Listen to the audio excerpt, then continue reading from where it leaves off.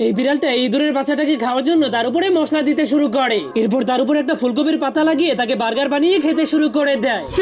কিন্তু তখনই ইঁদুরের বাচ্চাটা শুধুমাত্র একটা কথা বলে, যা শোনার পর সে এতটাই খুশি হয়ে যায় যে সেই ইঁদুরের বাচ্চাটাকে নিজের বাচ্চা ভাবতে শুরু করে দেয়। যার কারণে এরপর সে তাকে বাহিরে ঘোরানোর জন্য নিয়ে যায়। কিন্তু তখনই সেই মহল্লার সবগুলো ছাপরি বিড়াল সেই ইঁদুরের বাচ্চাটাকে খাওয়ার জন্য তার পিছু করতে শুরু করে দেয়। এই জন্য বিড়ালটা ঘরের মধ্যে গিয়ে লুকিয়ে পড়ে। কিন্তু এরপর সেই সবগুলো বিড়াল ইঁদুরের বাচ্চাটাকে খাওয়ার জন্য তাদের ঘরটাকে চারদিক থেকে ঘিরে ফেলে।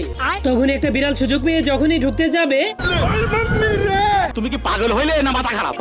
এরপর একটা বিড়াল দরজা দিয়ে ঘর পরিষ্কার করার বাহানা দিয়ে ঘরের মধ্যে ঢুকে যায়।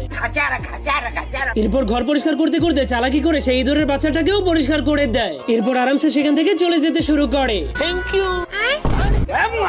কিন্তু তখনই বিড়ালটা তার চালাকি বুঝতে পেরে তার কাছ থেকে ইঁদুরের বাচ্চাটাকে বাঁচিয়ে আনে।